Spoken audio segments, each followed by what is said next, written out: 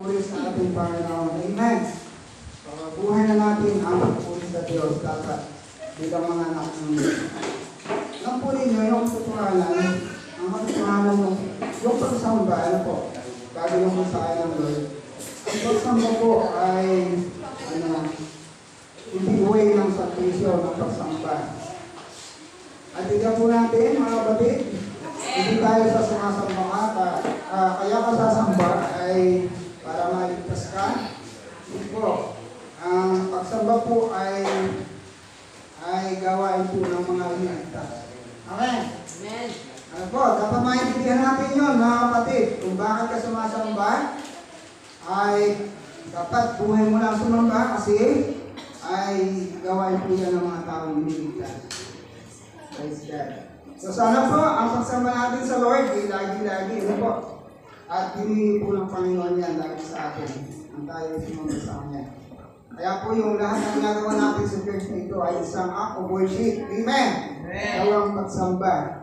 At alam po ba ninyo, lahat ng mga mananampalataya, Kristiyano ay hindi lamang kung kaya nasa labas sila, hindi sila sumasamba. Alam po ninyo, buong buhay nila ay sumasamba sila. Hindi lamang tayo nasa loob ng simbahan. Ibig sabihin, lahat ng panahon ay, kapag Kristiyano ay ginagawa mo ay pagsamba.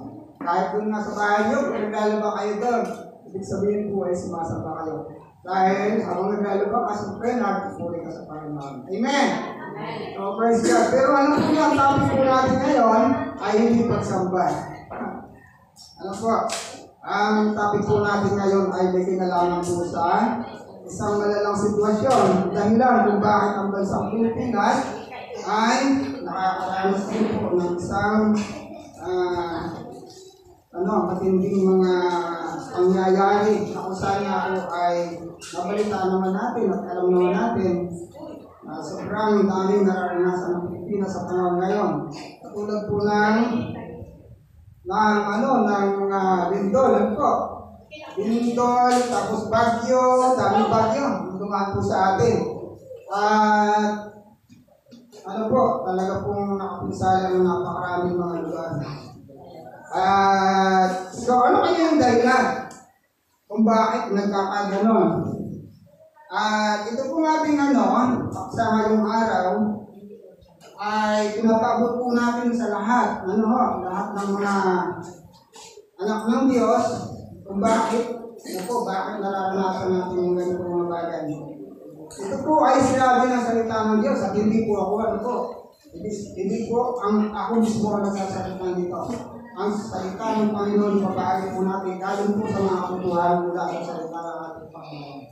So, matamang makinig ng mabuti, pag-aralang mabuti, saliksikin mabuti, at maintindihan natin mabuti. Dahil pag hindi po natin alam ito, posible po tayo na makaranas po ng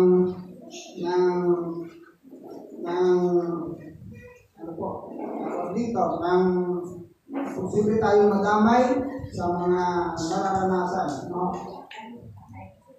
na hindi naman tayo exempted kasi nasa mundo tayo at namin tayo sa isang Pilipinas. Pero gayon pa man, ay ang dahilan po dito ay may tanging dahilan kung bakit nangyayari po ito. Kung pag-usapan po natin mga kapatid ang tungkol sa idolatry, alam po niyo yung salitang idolatry sa wikang English ay Diyos-Diyosa. Sa wikang English, sa wikang Tagalog ay Diyos-Diyosa. Sa Bible ay alam po ninyo mga kapatid sa Panginoon ay mayroong 27 na uri ng idolatry ang mga bansa. Dami po. At may iba-iba silang mga pangalan. At hindi lang po yan, ilan lang po yan sa naitala sa banal na kasulatan. At pag-usapan natin po ito. At alam po ba ninyo, napakabigat po ito sa paningin ng Diyos na kung mayroon tayo ng ganito. So, I believe na ngayon, bilang mga anak tayo ng Diyos, wala naman tayo na. Amen! Wala tayo na kasi naniwala tayo mayroon talagang isang Diyos lamang. Walang iba kundi ang Diyos na sa langit, Diyos ng ating Panginoong Abraham sa tao. Pero bago po, ipagpatuloy natin ang pag-aaral sa salita ng Panginoon, ay tayo po ay sabit po mananalangin at ating po ipanalangin ang kanyang mga salita upang ito'y luputunan sa panagpipilihan at maunawaan.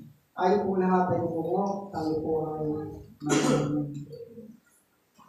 Banal at mapagpalang Diyos, aming Panginoon.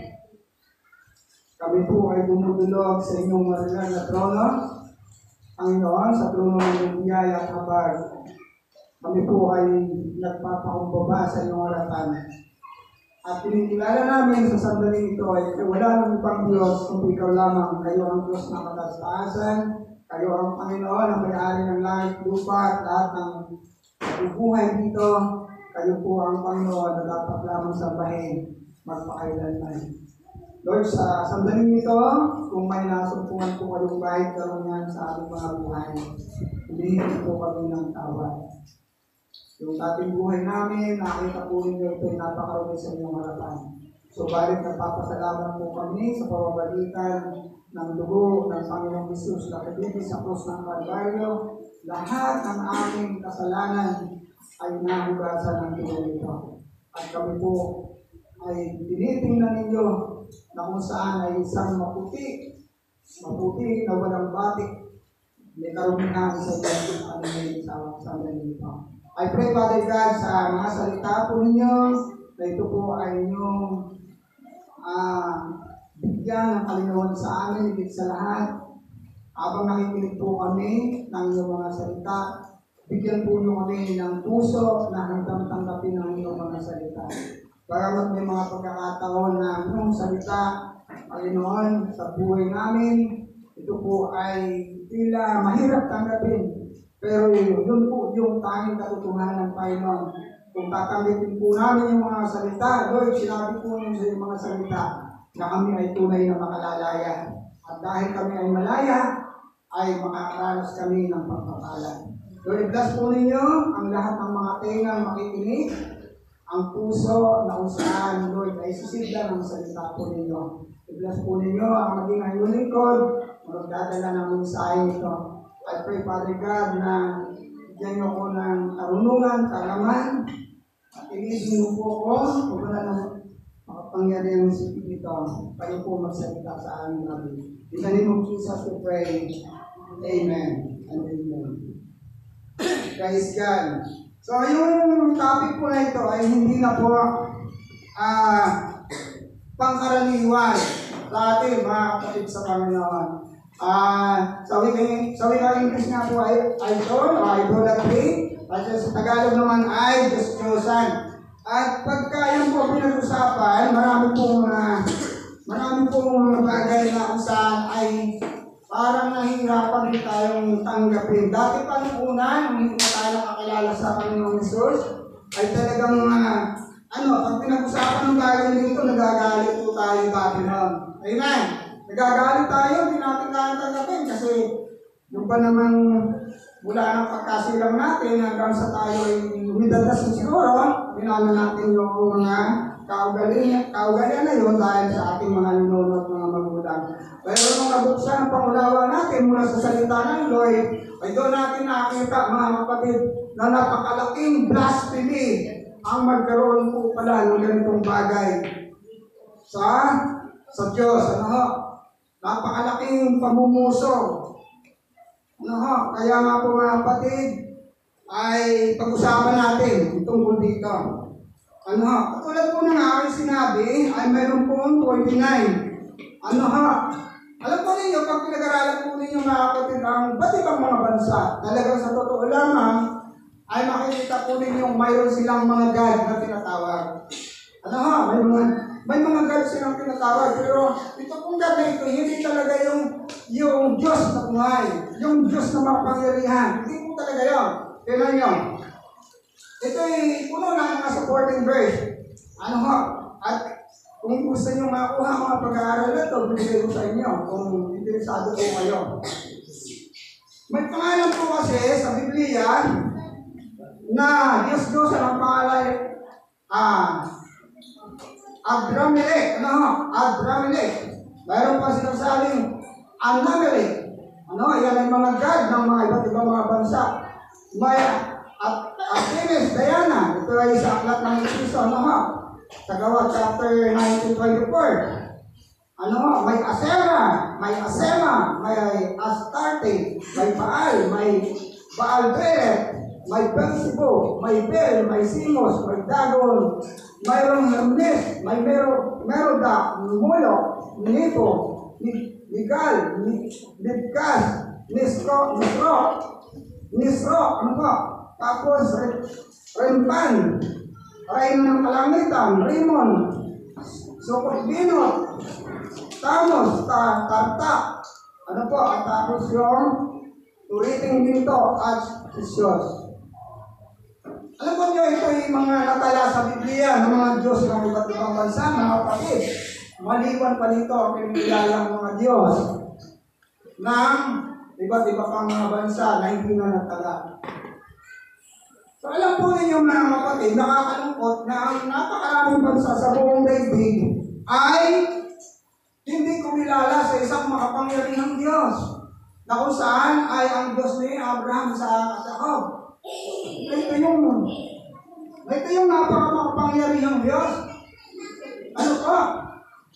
Ngayon, alam po ba ninyo mga kapatid na itong itong mga Diyos-Diyos sa ito po ay talaga pong lubos na pinamumuhian po ng Panginoon. Sa atin, kung mayroon tayo, halimbawa, alam po kayo yung pagiging Diyos-Diyosan, mamaya kapag-aralan natin, hindi lang imahin. May mga Diyos-Diyosan din po na hindi imahin, pero Diyos-Diyosan ang buhay mo. Ayan, pag-aralan natin. Ano po? At pag binasa po ninyo sa aklat ng Exodus, chapter 20, verse 3 up to 6, tingnan natin. Pagbublat po tayo ng Biblia, magsimula na mag-aral ng kanyang mga salita. Exodus po, ano po sinasabi ng Lord doon? Ang Exodus po ay, ito yung 10 Commandments. At sinabi natin 10 Commandments ng Diyos, ito po ay 10 utos ng Diyos. Ano ha? Tignan natin. Exodus chapter 20, simulan natin sa verse 3. Tignan na, pag-aralan natin mabuti, mga kapatid. Makinig tayong mabuti.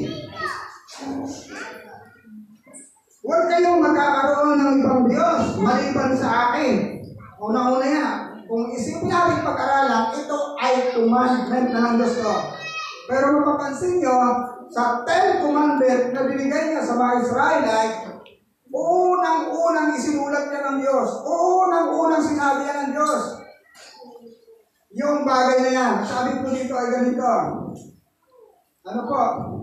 Sabi niya, verse 4, huwag kayong magkakaroon ng Diyos-Diyosan o kaya inarawan ni Boto ng anumang nilalang na nasa ipapawid, nasa lupa, nasa tubig. Again, huwag kayong lulungkod, maglilingkod sa alimang mga Diyos-Diyosan yan, sapagkat ako si Yahweh ay mapalibubuhin. Asinin natin ang mga mensahe ng Diyos. Tarurusahan ko ang lahat ng aayaw sa akin, pati ang kanilang mga anak, hanggang sa ika-4 na sa alilain. Sabay ngunit ang lahat na umiibig sa akin ay pagpapalain ko hanggang sa kanilang kapu-apuhan. Kung napansin ninyo mga kapatid yung verse na yun, siguro, ano po yun? Tagalog na Tagalog to. Siguro naman, dito po mahirap maintindihan. Unang-una, pag binasa niya, napansin niya natin, sa 10 commandment, yung unang-una siya nilagay ng Diyos. Bakit? Nasulat po doon, ang Diyos ay siloso. Una-una nakita doon, siloso siya. Bakit? May karapatan ang Diyos na magselos, mga kapatid. Bakit? Kung totoo, hindi ba ang Diyos ang nagbigay ng buhay sa'yo? Yung totoo mga kapatid, kapatid, nang lumitaw ka nga sa mundo ito, wala kang dala kahit ano. Pero nang dumating ka sa mundo, mabubuhay po tayo sa mundo ito. Amen. Tignan natin, saan magagaling yung bunga ng mga puno? Sa Diyos. Saan galing ba yung laman ng lawak? Sa Diyos. Saan galing ba yung mga kabundukan, yung mga inaanin natin sa Diyos? Pag tumating ka ba, ay wala pa sila, kakapalang nilagay. Yun, nandiyan na yan, mga kapatid. Pero alam po ninyo, ang Diyos po ang pinagmulan yan. Sa Kanya galing lahat yan. Pero nakakalungkot ay ito. Binigay ng Diyos ang lahat ng yan para sa akin sa katauhan. Nung tayo ay nagkaroon ng kaunawan, hindi ko maintindihan kung pagkaunawa yun, ay ang nangyari po, ibang Diyos ang tinawagan. Nakakalungkot po yun. Alam po ninyo mga kapatid sa Panginoon, ano sinasabi ko po sa atin, na bakit ang isa sa mga reason, bakit ang bansang Pilipinas, sabi nga po ng isang pastor prophet na nagsasalita ng Diyan, ang bansang Pilipinas po ay nakakaranas ng napakaraming disaster. Bakit? Kasi po, napaka-idolatry. Ano po, mga kapatid sa Panginoon, alam po ninyo, nakakalungkot. Ano? Kasi tayo naman, pag nakikita natin yung ganun pangyayari, sobrang tayo nalulungkot kasi ayaw din natin yung mga kabayan tayo ng nalihirap. At nakakaranas ng ganun. At sabi nga po ng Indiano nito, na profeta na nagpaprophesy. So, may mga posibilidad pa pwede mangyari sa bansang Pilipinas. Pero dapat ang bansang Pilipinas nga po, mga kapatid, ay nagsisisi, nagpapangumbaba, tumatawag sa Diyos na buhay. Hindi sa mga idolatry. So yun mga kapatid, pinababala ito sa atin ng Panginoon. Dahil tayo ay Kristiyano na, pananampalataya na, baka may porsyento ka pa. May ganun pang sabi. Sana po, wala nga. Kasi alam po nyo, ang nakakalungkot dito, nakakapangilabot sa atin ng Lord. Kapag ka ganito ang ginawa, yung taong na maki-idolatry, ang sabi doon, paparusahan ko sila.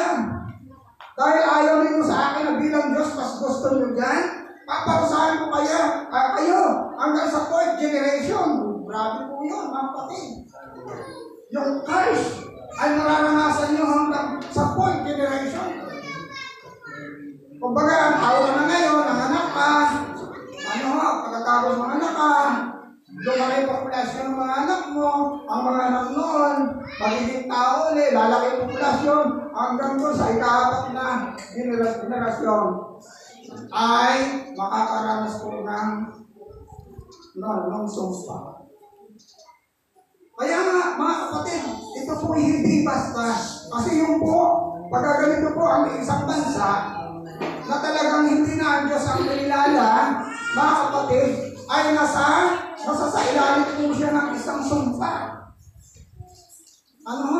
Kaya may mga posible na ibigay sila sa magdirigma, sa mga kaaway, tinukukog, dililig mga ibang bansa, meron pong mga sakit, dumarating na ang hirap-hirap po talaga na solusyonan. Mayroon naman po na talagang ibang bilogyo yung pumapasok sa bansa. Mga kapatid, as a Christian, sana po 100% po yung ating paniniwala kung doon po sa Panginoon. Amen. No other God na. Ayun pa, no other God. Maliban talaga sa Diyos na buhay na ating pinag-iinsuran. Alam po ninyo, marami sa ito lang po. Maraming mga pastors ay ayaw po ipangaral ito. Bakit? Takot po kasi sila pagka pinag-uusapan ay katotohanan. Ayaw din ng mga pastor na pagka ay sermon mo yan, sigurado, malilima sa mga membro mo. Kasi pagka gano'n, yung mga membro mo na pumapasok sa church, ay pakiadulatry pala, kaya walang matira. O ano po? Hindi po mga batid, tanggapin ninyo ang katotohanan, maliligtas po tayo, pero hindi natin tatanggapin ang salita ng Lord. Ngayon pa lang, buhay pa lang tayo, pinaparusahan tayo. Ganun po katindi. Kasi ang salita ng Lord, ang bungay pagpapala, pag sinunod po natin. Kaya pag sinuhay natin, ang bungay po mga natin palo, sumpa. Ano, nandiyan pa po ba kayo? Alam ko wala na hindi. Praise God! Si Lord lang dapat ang ating Diyos. Amen! Lahat ng iba. Kita nyo, sabi nga doon, ang lahat ng umiibig sa akin, pagpapalain ko sila hanggang sa kabuuan. Hindi naman sinabi doon for generation, ha? Walang limitasyon. Basta magtiwala kayo sa Diyos. Grabe! Kaya pag yung totoo na Christian, mga kapatid, maniwala po kayo. At totoong na Christian ka, simula ng pagpapala sa buhay mo na yan. Amen? Simula. Pero kung meron pa, sasabi natin na I'm a born again, I'm a Christian, pero pagdating ng oras, maraming Christian, bakit nandito pa rin ako ngayon? Siguro, may question. I-search mo yung sarili mo. Na, pag-aralan mo, sagsinin mo yung sarili mo, baka may mga bagay na hindi ka pa naiisip sa mundo. Pero po, kasi ang Diyos natin Panginoon, ayaw niya ang mga anak niya ay naghihirap, naghihikaho, nagdurusa, puno ng mga problema. Praise God. So yun po, ano po? So makita natin. Ayan. Na kailangan po talaga ay meron lang tayong isang Diyos. Tingnan natin po mga kapatid sa banal na kasulatan. Ang ilang mga verses na nagpapatunay na ang mga idolatry ay walang kapangyarihan. Makibukas po kayo sa aklat po ng Awit 135 verse 15. Sino po sa inyo may Bible? Awit 135 verse 4 hanggang verse 18. Lalapin ang sabi po ng mga nakasulaban yan.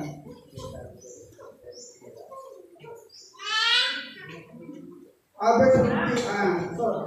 Sorry po, verse 15. Ay, opo, verse 15 po.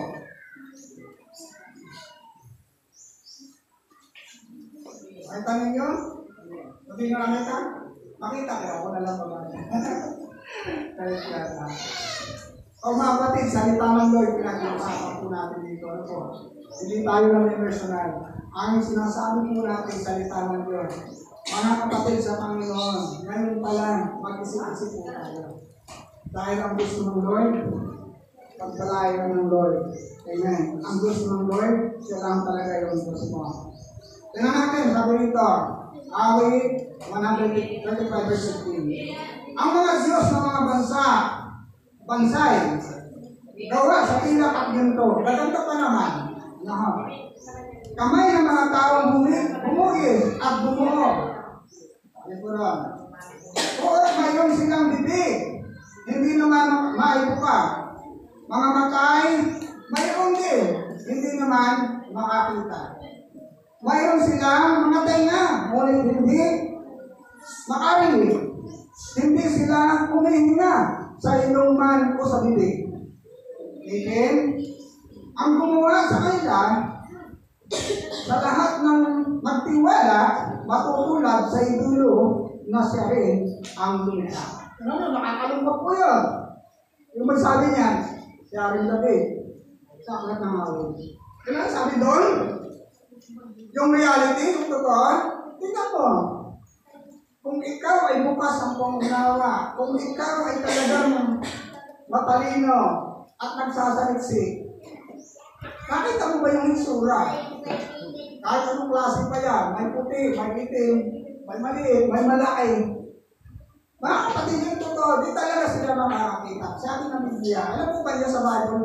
Hindi lang itong verse na ito ang papatunay, daming verse sa Bible. Na pinatutunayan ng Bible, ganun yung aura, ganun yung Diyos ng iba't ibang mga bansa. Pero ano po ninyo?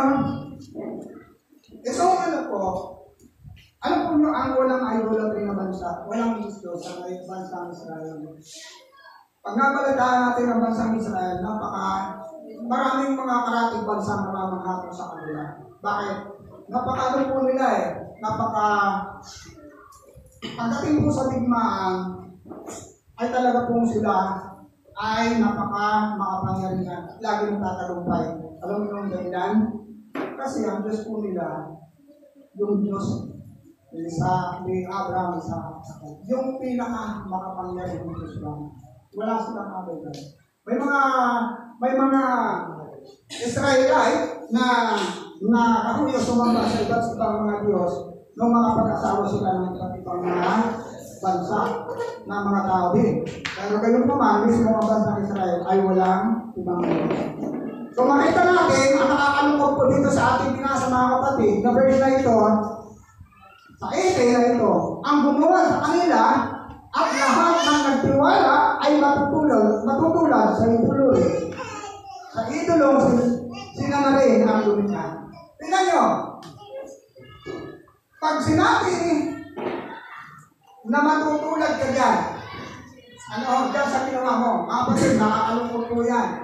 Nananahulugan na ikaw ay isang tao, buhay ka, tumingin na, pero yung totoo, parang patay ka.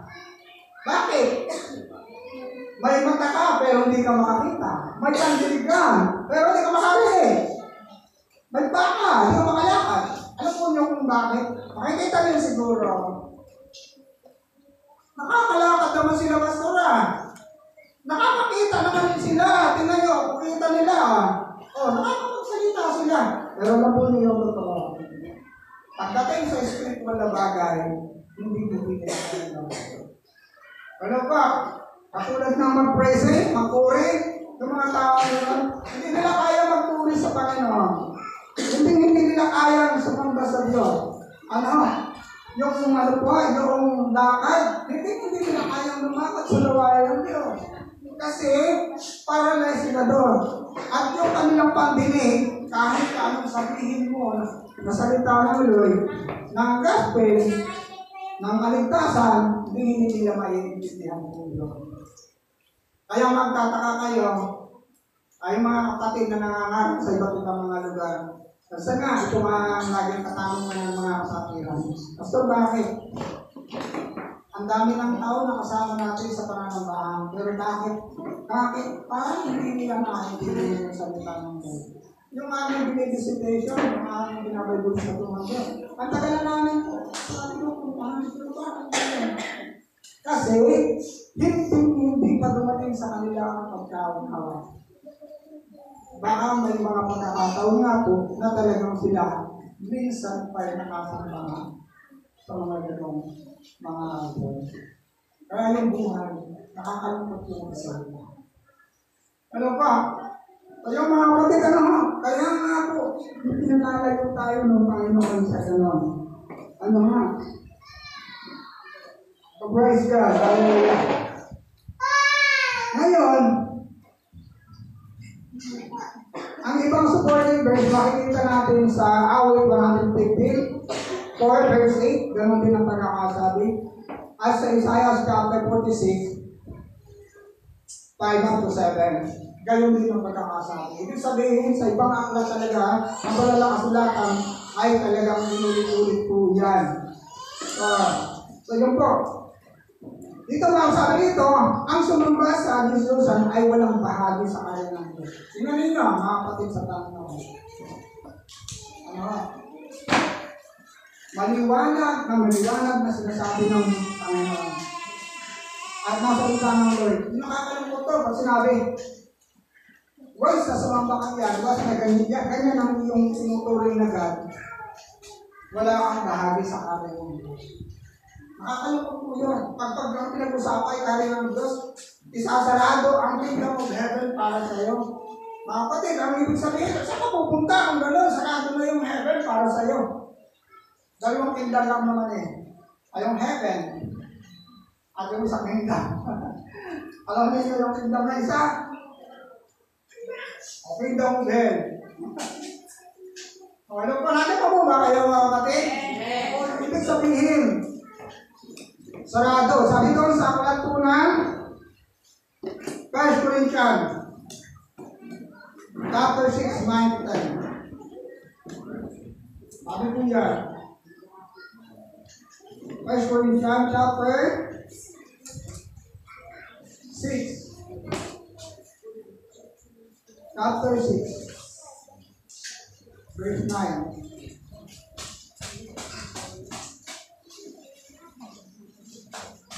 Sabi po dito, tingnan natin. Bagamat marami po sinabi rito na iba't ibang bahagi ng mga nagagawang pagkakasala, so kukunin lang natin yung isa doon sa pinaka-topic doon. Ay yung pinag-uusapan natin. Hindi ba ninyo alam na ang mga makasalanan, tinuturing po makasalanan din po yung mga gumagawa ng gano'n, ay walang bahagi sa ari ng Diyos? Huwag ninyong gayahin ang inyong sarili. Ang mga mapakayapin, sumasamba sa Diyos sa mga makikipagtawid sa kapwa, kapwa lalaki, kapwa babae. Yan. Kasi, ang magnanakaw sa kayo, maglalasing, magnanait, sa kapwa, ng kapwa, magraya, ay walang bahagi sa arian ng Diyos. Unang natin mabuti. Pagkatapos sa ating mabasa ngayon, sana sa bahay, pagkakalam natin. Tignan natin yung mga bagay ngayon. Ibig sabihin, yung gano'n, pag gano'n na yung buhay natin, mga kapatid, sarado yung heaven para sa gumagawa ng gano'n. Lalo na doon sa ating topic, yung pagiging idol. So ito po yung nakakalungkot na bagay. Kaya nga po, dapat bilang mga mananampalataya, bilang mga Kristiyano, so hindi na yun.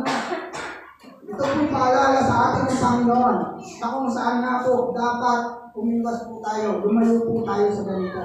Kasi damay po, madadamay po tayo. Alam po ninyo, mayroong doon. May nabasa po ako sa aklat po ng first team. Unang ikilala ko si Haman ba yun? Si Haman, matutulin na Haman ba? Ay Haman. Si Haman po kasi ay isang sundalo, tinunong sundalo ng matapang mo. Alam po niyo si Haman ay tutulin. Sabi doon sa Bible, ay binigyan siya ng instruction na propeta, malibulong sa ilog ng Jordan. Akit ang business ko yung paulit-ulit doon na pumunta, lumubog. Lumubitaw. Tapos gagaling ka na. Ganun po meron ayaw, di ba? Nung punta huli, ginawa na gumaling. Kasi nag-alay ng ating doon sa propeta. Ayaw naman tanggapin. Yung propeta rin siya. Pero alam po niya, anong punta huli ito sabi niya? Mahal na rin po ng Diyos. Ang aking Panginoon ay pumapasok sa templo sa may Diyos. Hinihingi ko po sa Diyos na makapangyarihan Diyos na ako'y kanyang patawarin. Kasi ako po'y walang hindi kasama niya papasok doon. Sabi siya ay kanang kamay, yung sundalo. Pagpapasok ng mga hari doon, ay siya yung pinaka-escort yun eh. Kaya madalas naman yung mga king ay may escort po talaga. Yung pinatawag na modern para pagdala sila ng mga sandata para proteksyonan ng mga Lord. Sabi ko, nahandarin ko ng Lord, ng Diyos, kung maaari ko, kung patawarin ng Diyos. Dahil ako papasok doon, sa templo ng hari, na mayroong Diyos-Diyosan. So doon naman, nakita natin, very, talaga, ay hindi agad nila magtawag doon. Kasi nakilala nila yung Diyos na makapangyarihan, Diyos ng langit. Wala nang ibang Diyos maliban dyan. Sa Diyos ng kalangitan. Ay naituring nilang malaking kasalanan yung mga kapatid sila sa ibang Diyos. So, yun po mga kapatid sa Panginoon. Kaya, makikita natin, sabi nito, walang bahagi. Makita natin doon, sabi nito, walang bahagi. Nakalagay doon yung sumasamba sa mga idol natin. Ang kasunod na verses po niyan ay sa Galatians chapter 2 verse 21. Pagdating sa dito po sa Galatia ay muli po inulit yan. Chapter 5 po, ay numalo. So, nandun din yung author na yun. Ano, chapter 5, Moises. Ayun. Ayun, pagsamba sa Jesusan, paukulang, ayun, kapok, galit, lahat na nandun na, pero nandun yung ating pinag-uusapan, yung pagsamba sa Jesusan. Sabi sa lahat, hindi tatanggapin sa kariyang ng Diyos ang gumagawa ng kanyang mga. Nakakalungkot po, mga kapatid. Ano? Hindi tatanggapin. So kung gusto mo, na ikaw ay makapasok sa kanilang magdahil ng Lord, kailangan talaga, ikaw mo na. Para sa akin, mga kapatid, madali para sa akin. Di ba kaya? Kaysa ako mapahama. Kaysa ako mapunta sa impyerno. Masundin ko na lang ang Diyos.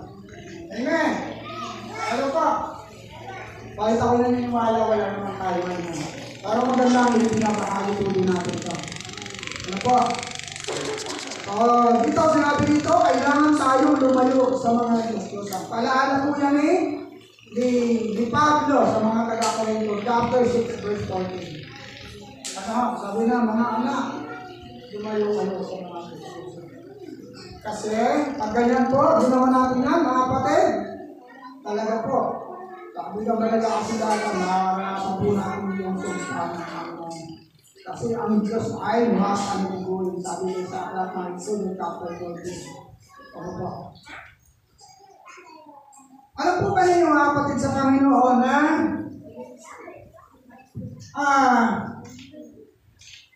hindi lang yun yung pinatawag na Diyos at pagkatay sa New Testament. Ang pag-iimbot po, yung pag-iimbot ay katulad daw po ng pagsamba sa Diyos. Ano ba yung pag-iimbot?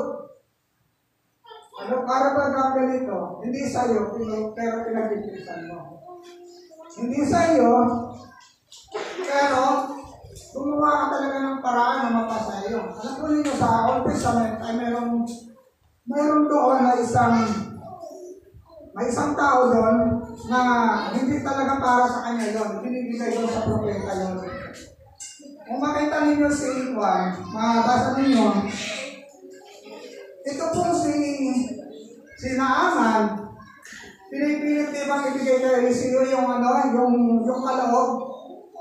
Nakita yung kanang kamay niya na si Jesse. At pagkatapos ay may pila kasi doon, may binito at may mga damit na mamamaling. At binibigay doon sa likod ng Diyos kasi sobrang napapasalamat. Tinanggihan talaga yung propeta Eliseo. Alam po ninyo, ang ginawa ni Jesse kanang kamay, pinagimbutan po yun. Medyo may kalayuan na si Naaman. Ay, hinapon niya. Ano, kala na siguro yung siguro medyo, nakalipid na yung si propeta Eliseo. Hindi na siya nakikita. Kaya, hinapon niya. Pagka abot niya, sinabi niya, ay, ay, Panginoon, parang gano'n. Ay, ibigay po ninyo sa akin. Yung pinapagkalaw ninyo sa mahal na lingkod. Kasi wag naman po lahat, kaunti lang, dahil may kailangan. O kailangan lang pala natin ng Panginoon ng propeta. Alam po ninyo,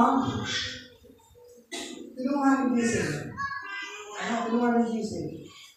Yung mga talento na yung naibigay. Ang nangyari po, ang itong na naman, yung iba.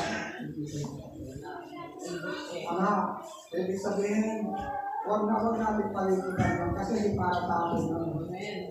So yung sumpa na nakamdaman na kayo na amang, lumipat sa kanya. Nakakalungkot yun. Alam po ninyo, sa matinding, ang ito po kasi sa bansang Israel ay napakatinding sakit. Kapag nagkakitong doon ang isang tao, sila po ay may sadyang isang pulo. Ano ba? Sample, parang pulo na yan. Pulo diyan. Na medyo malayo po talaga yan sa ibang karating na lupain. At lahat po ng may kitong ay duminadala. At nandun na lang talaga sila. At yan po ay isang sakit na parang mas matindi pa sa cancer. Napakahirap pa talaga. Ayun, lumipat doon. Kay Eliseo yung people. Kaya nga, ay ibig sabihin, huwag mong pag-ikutan yung bagay na hindi yun. Kasi yun ay mayroong sumpa na pwede natin. At sinasabi po sa Colossians chapter 3, verse 5, na ang pag-iimbot po ay parang pagsambahin sa Diyos-Diyosan. Ano kalagay po dito? Akala po natin kasi yung Diyos-Diyosan ay imahin lang. Pero pagka tayo po pala ay taong pag-imbot o ginagawa natin yun, ay sabihin ay nagiging mga Diyos-Diyosan po tayo. Colossians po, chapter 3, verse 5. Anong sa kalagay po diyan? Sabi nito. Kaya dapat mawala sa inyo ang pitang mga laman. Ayan, sabi dito. Marami sinabi siya, pero ano kalagay po dito? Yung salitang masamang pagnanasa at pagnanindot ay isang huli ng pagsamba sa Diyos-Diyosan. Ano po? Kaya nga po, mga kapatid, kung anong mayroon ka, dapat matiwala ka. Masiyang ka. Magpasalamat ka sa Panginoon dahil mayroon ka yan. Pero yung hindi para sa iyo, huwag mo nang pag-intotan. Amen? Pwede na naayos ang gawain mo ng tunay na anak ng Diyos ang ganun. Amen. So, yung pa, ang last po, ay makita natin, hindi ganyan, kundi ang salapi o kayamanan ay may tuturing na Diyos-Diyosan. Tingnan natin. Ano ho? Ang salapi o kayamanan ay may tuturing po ng Diyos-Diyosan. Sabi sa aklat ng Matthew chapter 6:24. Nakalagay po doon ay walang makapaglilingkod ng sabay sa dalawang Panginoon. Amen! Sa Diyos at sa kayamanan. Kapagkat sabi ko, ibigin niya yung isa, at yung isa ay tatatwa yung isa. Hindi nga pwede pagsabayin yun. Kailangan talagang isa lang doon. At sabi ng Lord, hindi kayo makapaglilingkod sa Diyos at sa kayamanan. Kaya nga po, mga kapatid, tingnan natin, paano nagiging Diyos-Diyosan ng kayamanan? Ang kayamanan po kasi ay tinatawag ng mga material na bagay. Pero, mag-ingat po tayo. Kapag mayroong mga material na bagay, mayroong kang kayamanan, may kabuhayan ka, ano man material ko dyan, mga kapatid sa Panginoon, kailangan, anytime, kailangan ka ng Diyos, pwede mong i-give-up yan. Amen! Ito po kasi nakakalungkot, maraming tao. Ano sila po sa inyo na binigyan ng Lord, yung totoo, mayroon tayong, sabi ng Lord, mayroong binibigyan ko kayo ng 6 na araw para magtrabaho. Hindi kapito, magpahinga kayo. Alam po nyo ang Diyos, hindi magamot. Ang gusto ng Diyos doon, magpahinga ka. Dahil pag yung buhay mo, ginamit mo, all the day, every day, trabaho na trabaho, mga kapatid. Sa alipidad ka ng 70 years, baka abutin mo, 50 years lang, sobra kang nakalim sa buhay. Ang gusto ng Lord, magpahinga ka, mag-relax ka. Saan mo kukunin yung relaxation? Sa Diyos. Pag sumasamba ka, ito yung beneficio makita natin. Paglabas mo ng simbahan, wow, kakaiba yung malakasan na yung nalalaki. Amen. Paglabas mo ng simbahan, yung dati nakasimangot ka sa pasok, paglabas mo, nakamiti ka. Amen. Parang paglabas mo, lahat doon sa inyong bahay, sa inyong hanggan, nangilitian mo lahat ay kaibigan mo. Samantalang, kung hindi ka nag-church, parang lahat na lang, awal mo na lang. Ay natotoo mo ba? Bago po yung mga kapatid, masasabi namin sa inyo, naranasan namin. Amen. Ganon. Kaya nga, tayo nagbibinibisuan. Kaya nga, sinabi ng Lord, magpahinga ka na. Hindi maramot ang Diyos. Alam po nyo sa ating kaisipan ito. Ano ba naman yan? Kulang at kulang nga. Kukunin pa ng Diyos yung oras na yun. Naghihirap ba kami ng Diyos? Hindi. Mahal ka ng Diyos. Gusto ka naman ka. At ang pangako na ito, sino mo nagbibigay sa Panginoon? Sabi nga daw, yung ating pabuhin praise. Matthew chapter 6, 33. Seek ye first the kingdom of God and His righteousness, and all these things shall be added unto you. Ano yun? Unahin niyo ang kanyang kaharian at katuwiran. Unahin. Pag sinabi, unahin ko ang Lord, dadalo ako sa mga gawain, dadalo ako sa mga iba't ibang pagpapalakas, sa mga spiritual, sa prayer meeting, sa iba't ibang gawain. Ang sabi ko ng Lord ito, and all these things shall be added unto you. Wow! Pag sinabing all these things, lahat yan, mga kapatid, lahat ibibigay ng Lord. Kaya ito, ang taong nawawala ng panahon sa Panginoon ay parang makina ng kaya sabi ng Lord, Matthew chapter 11, lumapit kayo sa akin, kayo lahat na katagal at nabibigyan ng lukha at kayo papasahin. Ang kailangan natin ay lumapit sa Diyos. Kailangan may panahon tayo sa Panginoon. Amen? Hindi puro material things. Hindi puro material na bagay. Magiging dahilan ang gusto-gusto natin. Pero po, mga anak ng Diyos, mga mananampalataya, o mga kapatid sa Panginoon, mahal tayo ng Diyos. And then last, mga kapatid, sabi sa aklat ng sabi sa aklat ng Pakayan. Pakayan. Chapter 20. Tingnan natin. Ito yung nakakalungkot na. At sana ay hindi tayo napasama sa Panginoon. Kung hindi wala lahat ng mga mananampalataya pumapasok sa Diyos ay hindi po tayo makakasama kung makikinig tayo ng mabuti talaga sa salita ng Diyos sa dito natin. 21 po, 21 birthday. Kaya po, natin na, sabi dito. Subalit, malaging mga masasakitan ng mga duwag, mga taksin, mga nagpasasa sa kasuklam-suklam na kalayan, mga mamatay tao, makikapapapin, mga mangkukulam, o nando na naman yung verse, ay yung pangungusap na isa. Ang mga sumasamba sa Diyos-Diyosan at lahat ng sinungaling. Hanapin na. Kaya kapag Kristiyano tayo, bunanin tayo, tayo gagamit ng salitang kasinungalingan. Kasi yung lugar po natin, yung lugar ng mga taong ganun po mga kapatid, pagka ganun, ay sabi nun, sila ay ipupulit sa lawat na naglalaglamdam na supre na siya ang pangalawa. Tapos po tayo. Pagka ganun. O mga nakita natin yun, word na, lahat ng sumasamba sa Diyos-Diyosan at ipupulit doon sa supre na naglalaglamdam. Wala na doon, walang bukhat yung apoy doon, laging naglalaglamdam yun. At naandong pa naman, hindi nasusunod. Kaya nga po, mga kapatid sa Panginoon, mahal po tayo ng Diyos. Amen. Kaya, walang ibang God tayo. Amen. Dapat walang ibang Diyos. Amen. Amen lang. Ang pinakama sa kapangyarihan ng Diyos ng langit ng mga Diyos. So, naman po, yung salita ng tayo ng ito ay naging paalala sa atin.